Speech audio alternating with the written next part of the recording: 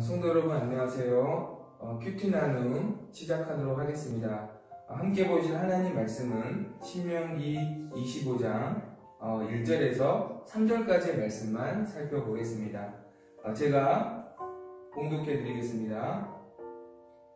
사람들 사이에 시비가 생겨 재판을 청하면 재판장은 그들을 재판하여 의인은 의롭다 하고 악인은 정죄할 것이며, 악인에게 태형이 합당하면 재판장은 그를 엎드리게 하고 그 앞에서 그의 죄에 따라 수를 맞추어 때리게 하라.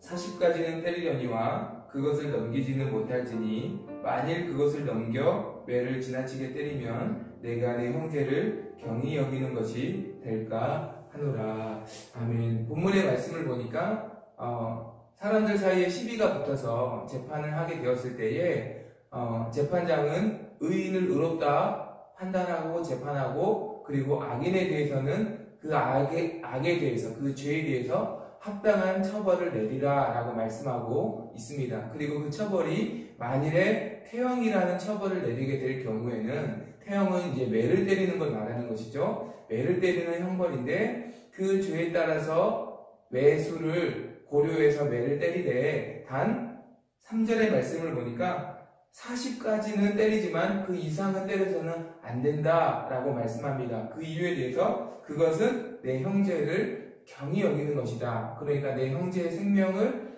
해하는 것이 된다. 내 형제를 해하는 것이 된다. 그래서 40까지만 최대의 형벌로 태형을 때려야 할 것이다 라고 말씀하고 있죠. 왜 하나님은 이렇게 형제의 범죄에 대해서 징계는 허락하시지만 그 징계의 선을 말씀하셨을까? 그것은요, 징계의 목적이 형제를 살리기 위함이기 때문입니다. 징계는 그 사람을 망하게 하고 그 사람을 무너뜨리게 하기 위해서 징계하시는 것이 아니라, 그 징계를 통해서 그 사람을 돌이키게 하고 그 사람을 살리게 하려는 것이 징계의 목적이기 때문에, 징계를 할 때에도 반드시 이 목적에 합당하게 분명한 선과 기준이 있어야 한다라는 것을 우리에게 말씀하고 있는 것이죠. 하나님은 이스라엘 백성을 심판하실 때도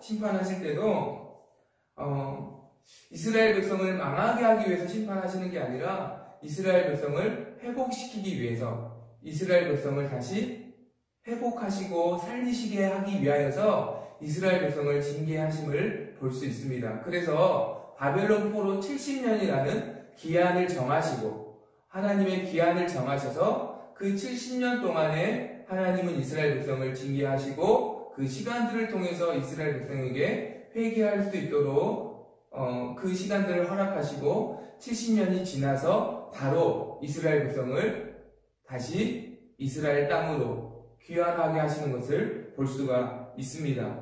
왜냐하면 하나님의 징계의 목적은 이스라엘을 망하게 하는 것이 아니라 살리기 위함이고 이스라엘을 회복시키기 위함이기 때문에, 하나님은 분명한 기준을 가지고 분명한 선을 가지고 이스라엘 백성을 징계하셨다는 것이죠.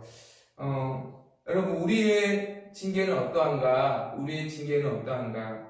우리는 정말 하나님의 마음처럼 형제를 살리려는 마음으로, 형제를 사랑하는 마음으로 형제의 회복을 위해서 우리는 징계하고, 또 공면의 말을 하고, 그리고 책망의 말을 하고 있는가? 이것을 돌아봤으면 좋겠고, 만약에 우리가 형제를 살리는 징계를 하고 있다면, 형제를 살리는 책망을 누군가에게 내가 해야 한다면, 정말 그것이 살리기 위함이라면 분명한 우리 안에 절제함이 필요하다는 것을 본문은 우리에게 말씀하고 있습니다.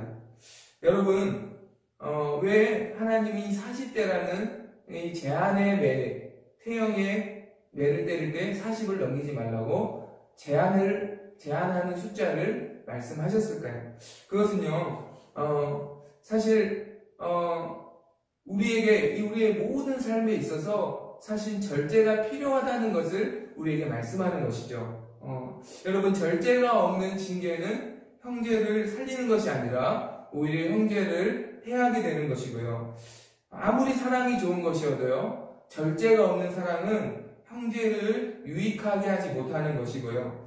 아무리 주의 일이 소중하고 귀한 것이지만 절제가 없는 사역은 결코 공동체의 벽을 세울 수 없다라는 것을 우리에게 말씀합니다. 성령의 9가지 열매 중에 절제가 있는 이유는 이 절제가 역시 믿음의 하나의 모습이라는 것을 말씀하는 것입니다. 절제하는 이유는 무엇입니까? 결국은 이 형제를 변화시키는 것도 내가 하는 것이 아니라 하나님이 하실 수 있다는 걸 믿기 때문에 우리는 절제해야만 하고 또 절제할 수 있는 것이죠. 그 믿음이 있는 사람만이 우리가 징계를 할 때도 절제하며 징계할 수 있고, 사랑을 할 때도 절제하며 사랑할 수 있고, 사역을 할 때도 절제하며 사역을 하여서 주님이 일하실 수 있도록, 또 주님이 일하심을 기대할 수 있도록 기대하는 마음으로 우리가 신앙생활을 할 수 있다는 것입니다. 본문은 우리에게 지혜가 필요하다는 것을 말씀하고 있습니다.